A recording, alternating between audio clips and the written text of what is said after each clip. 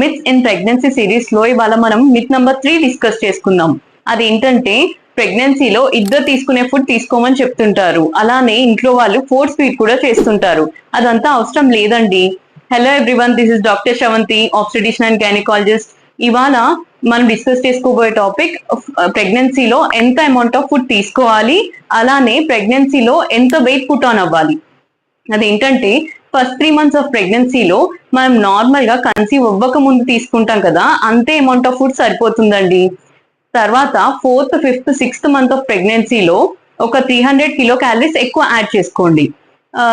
7th, 8th, 9th month of ప్రెగ్నెన్సీలో ఇంకొక 500 kilo calories ఎక్కువ యాడ్ చేసుకోండి. ఇది సరిపోతుందండి. ఒకవేళ 9 to 10 kgs అనేది సఫిషియంట్ అండి త్రూఅవుట్ ద ప్రెగ్నెన్సీ మీరు వెయిట్ పుట్ ఆన్ అవ్వడానికి. ఒకవేళ మీరు మరీ తిన్నగా ఉండి బిఎంఐ అనేది 18.5 కన్నా తక్కువ ఉన్న వాళ్ళు మాత్రం ఒక 15 to 18 పెరగొచ్చండి. అదే బిఎంఐ 35 కన్నా ఎక్కువ ఉన్న వాళ్ళు చాలా తక్కువగా ఒక 1 or 2 kgs పెరిగితే సరిపోతుంది. లేదంటే అదే వెయిట్ మెయింటైన్ చేసుకోండి. ఎందుకంటే వెయిట్ ఎక్కువ పుట్ ఆన్ అవ్వడం వల్ల బీపీ వచ్చే ఛాన్సెస్ ఉంటుంది.